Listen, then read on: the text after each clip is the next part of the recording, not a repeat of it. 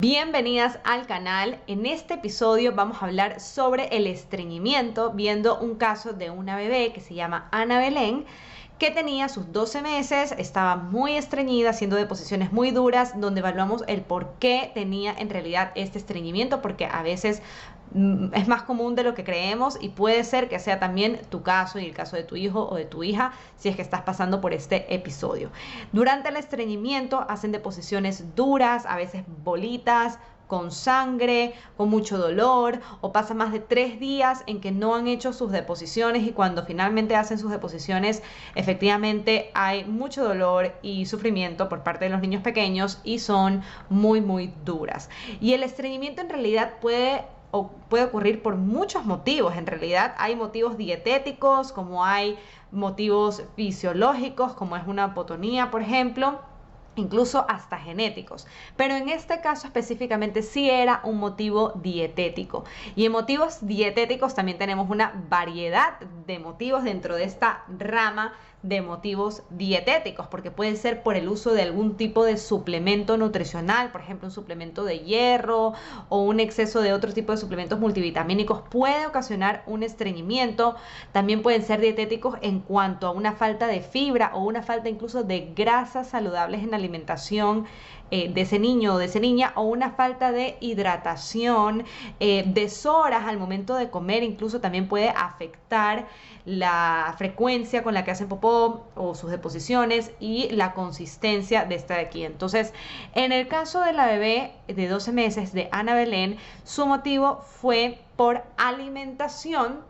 y lo que pasó fue que en realidad cuando hicimos toda una evaluación nutricional nos dimos cuenta que esa bebé tenía un exceso de muchos carbohidratos, sobre todo algunos que tienden a absorber más agua, entre estos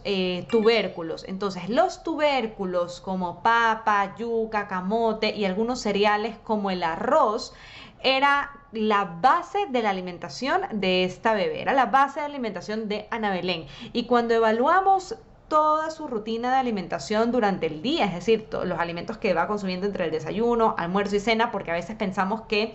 es solo que una vez tuvo este tipo de alimentación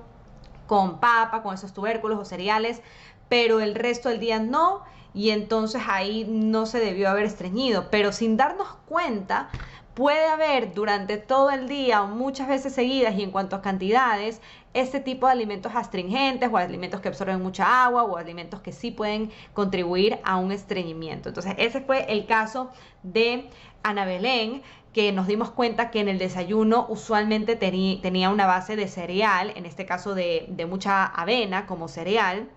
y luego en su almuerzo, en su comida principal, su principal porción que le tocaba en su plato era ya sea arroz o un tubérculo como plátano o yuca, camote, papa, y no estaba entre comillas mal que tenga este tipo de alimentos. Lo que pasa es que en este caso lo tenía principalmente en su plato, es decir, la mayor parte de su plato o era de uno de estos alimentos que tienden a estreñir un poco más, o tenía la combinación de dos al mismo tiempo. Por ejemplo, tenía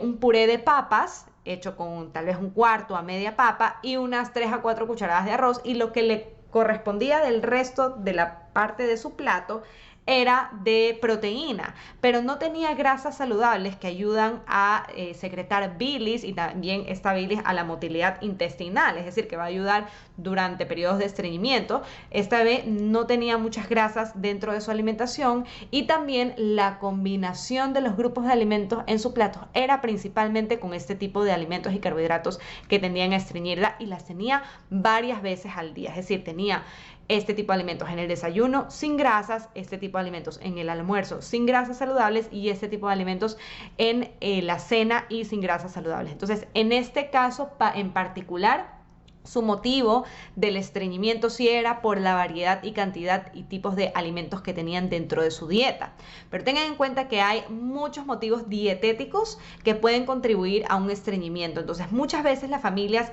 intentan ofrecer aquellos alimentos que nos dicen que pueden ayudar, que pueden ser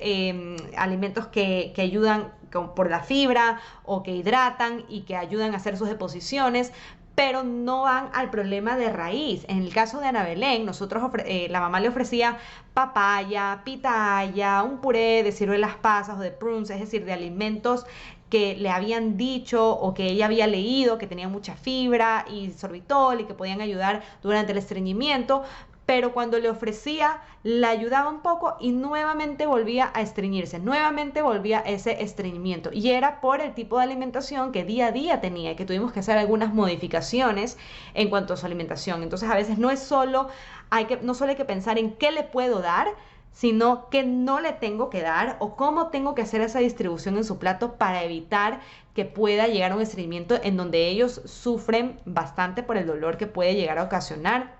o incluso a veces en un caso similar con gases, a veces pueden tener cólicos de gases también por el tipo de alimentación que están teniendo. Entonces no importa cuánta papaya, pitaya, ciruelas pasas, duraznos, etcétera, alimentos que puedan ayudar a hacer popó, esta mamá le haya tenido que dar a su bebé, a Ana Belén, igual iba a regresar el estreñimiento por el tipo de alimentación que estaba teniendo cuando hicimos esta evaluación. Y pasa muchas veces así también si es que estás ofreciendo algún tipo de suplementos o si es por una hipotonía o por si es una falta de hidratación, es decir, por diferentes motivos que en realidad puede ocasionar